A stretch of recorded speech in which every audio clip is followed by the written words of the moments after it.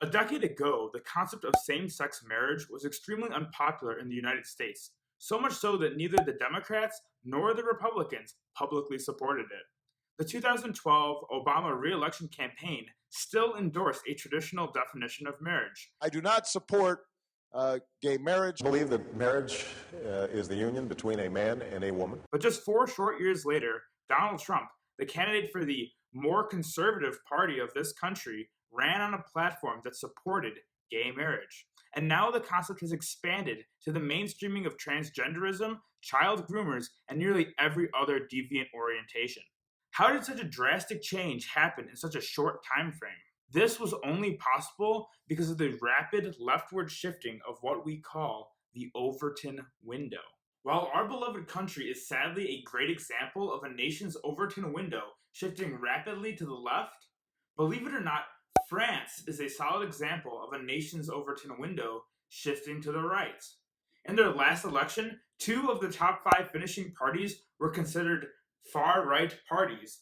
2 of them were considered center-right parties, and the major left-wing party only garnered about 22% of the vote, being left out of the runoff election. So let's examine what's been going on in France and what we can learn from France to help our own country. In the presidential election of 2012, France elected a president from their Socialist Party, a party to the left of most American liberals today. The runner-up that year was of the UMP, a center-right party which is now known as Les Républicains. This center-right party was equivalent to some of the biggest rhinos in our GOP today, a party of Liz Cheney, Larry Hogan type conservatives. But that was about as far right as France had gone in years. The big difference in France, in comparison to our political system here in the United States, is that they have a functioning multi-party system, which allows new parties to rise and fall with emerging political movements. From this arose En Marche, the Republic Forward Party.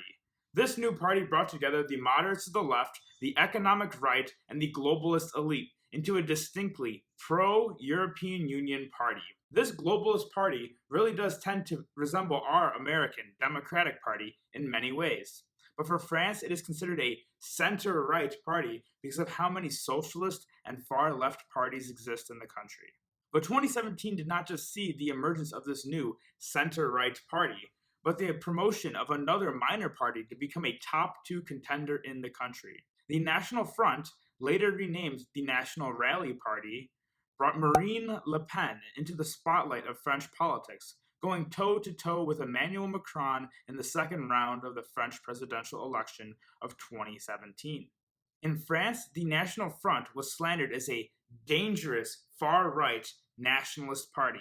But to us Americans, it really is just the equivalent of the Trump movement within the GOP that started in 2016. The National Front is unique, however, as they did not have to transform the old center-right party of France, but instead they replaced it.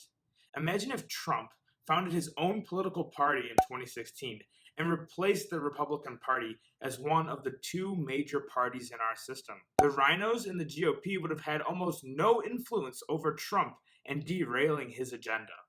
Le Pen did not win in 2017, unfortunately, which gave rise to one of the worst globalists to take power on the world stage, Emmanuel Macron. But she did do one very important thing for France. She shifted the Overton window to the right. Over the last 5 years, Le Pen may have softened her image a bit. She renamed her party from National Front to the National Rally to sound less confrontational, and she walked back a few of her most nationalistic policies for electability's sake.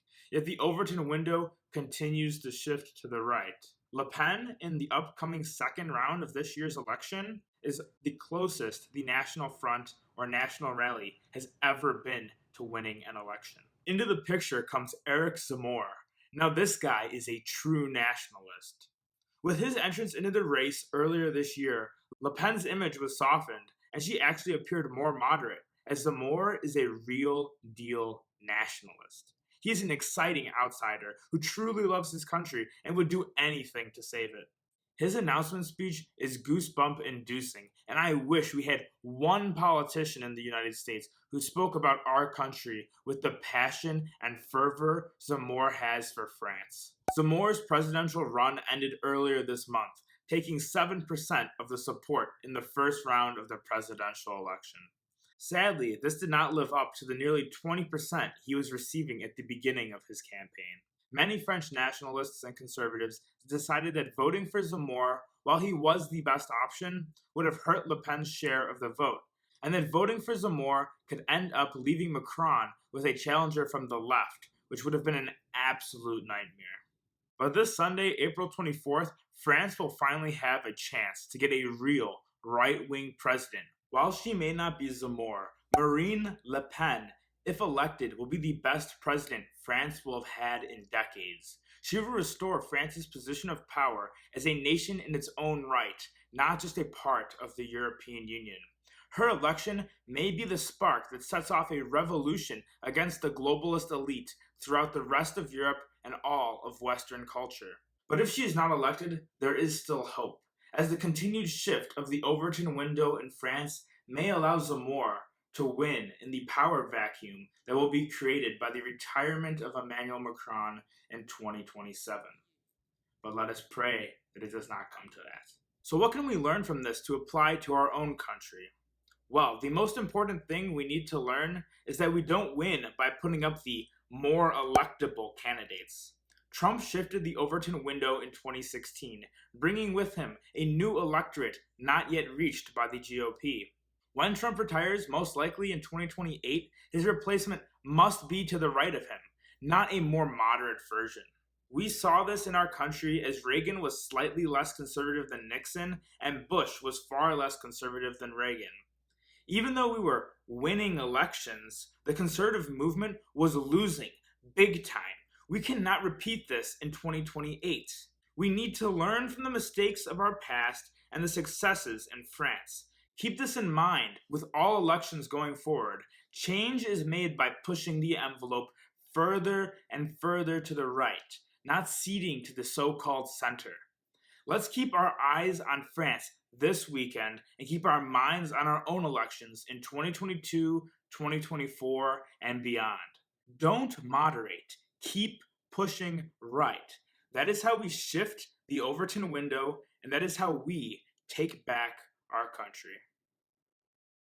Hey guys, I hope you enjoyed that video talking about our neighbors over in France. If you did, please leave a like and subscribe. Content's been a little inconsistent lately, but we're about to get into full summer production mode right after finals next week. So hit that subscribe button so you don't miss a thing, and we'll see you soon. Take care and God bless. Americanism, not globalism, will be our credo. Let's go!